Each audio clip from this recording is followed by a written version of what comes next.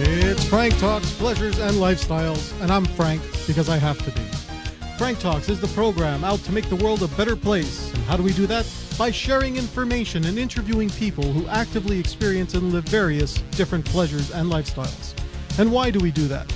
In order to inspire and educate listeners like you about the enriching possibilities to lead more interesting and fulfilling lives.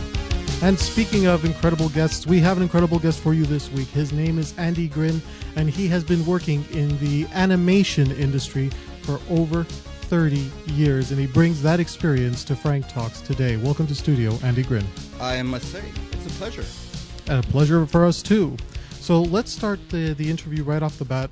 Where were you born, and what road did you take in order to end up in the animation industry? Well, basically a crooked road, but definitely born and raised in Montreal.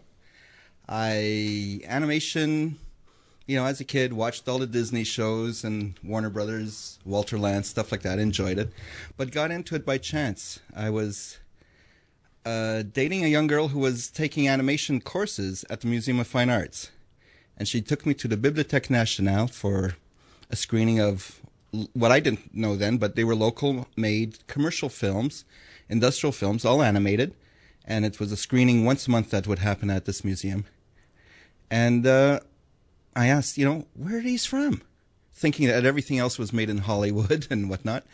And she said, oh, those are local Montreal things. So the next day I picked up the phone, phoned up a studio, asked to see if they had any work, because I was a student at Concordia at the time doing graphics design, fine arts. And they said, no, there's no work right now, but leave your number. A month later, I was working on another project.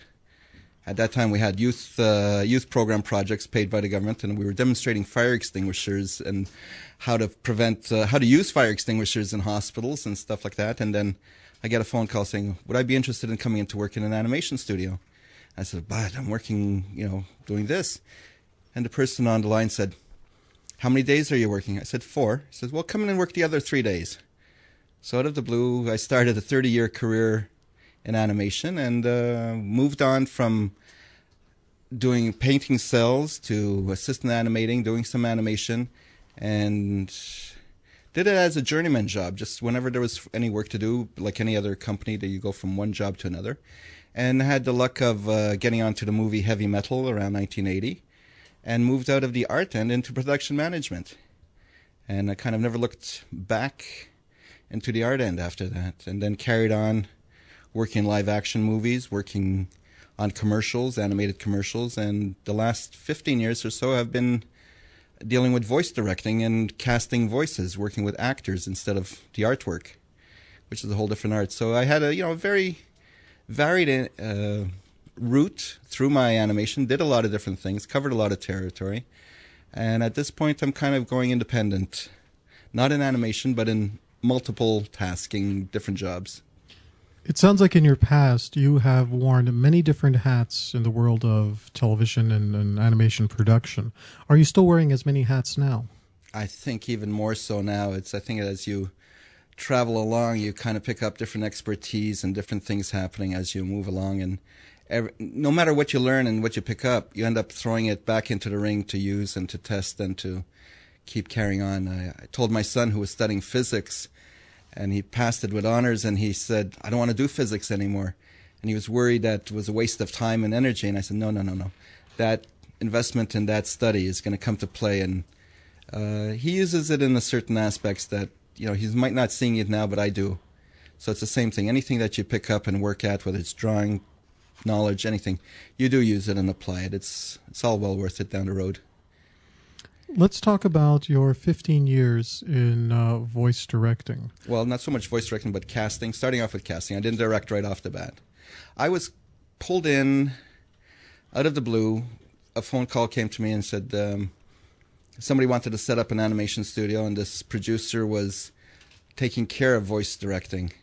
And because she knew my talent from working in production on Heavy Metal, she said, come in and replace me in the voice department. And I just said, but I've never been in a recording studio before.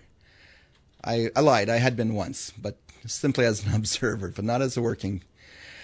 And she said, that's okay. You know how to handle animators. They're no different than artists, performing artists and whatnot. So come and do it. And I'll tell you, my first day was not pleasurable. My first recording session, I was sweating bullets. I was drenched. I just didn't know whether we're going to finish on time. There was a deadline. I didn't want to go overtime. Didn't want to pay the extra. It's not coming out of my pocket, but it would look bad.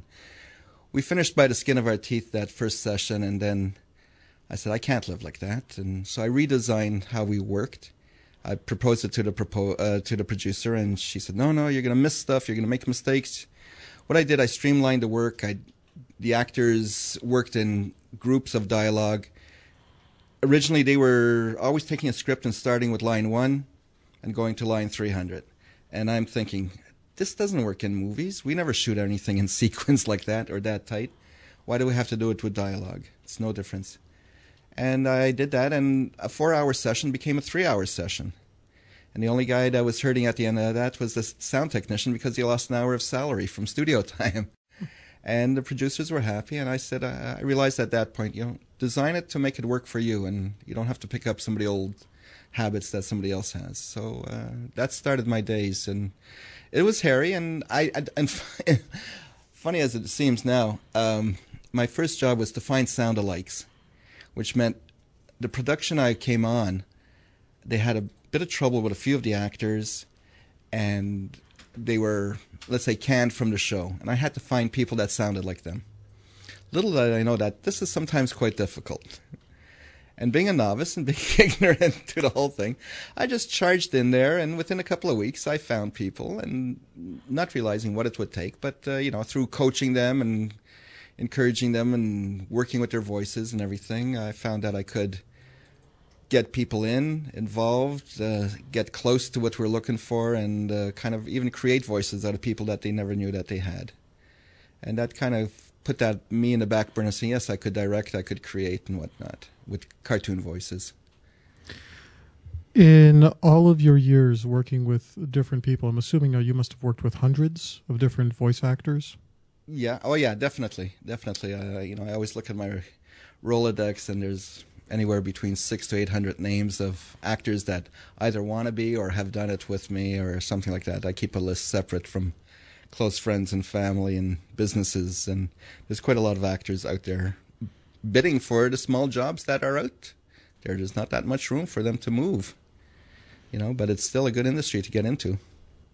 On a day-to-day basis, what is your routine like? When I was working on the studio, it would, depending on what day of the week, where we are in a production, there'd be casting days where I'd be taking a script and finding voices to suit the certain characters. I'd be working on that. Studio recording days would eat up my whole days being in the studio. I like the fact that I wasn't tied down to a desk all the time. We do editing. I ended up doing color balancing for the Arthur series, so I was out at studios to do color balances on stuff. And when we were doing The Busy World of Richard Scarry, I was flying into Toronto every 2 weeks to do recordings in Toronto, which was, half of it was really pleasurable to get out, fly halfway across, and then come back the same day for supper. So it was unique traveling those miles just on a daily basis.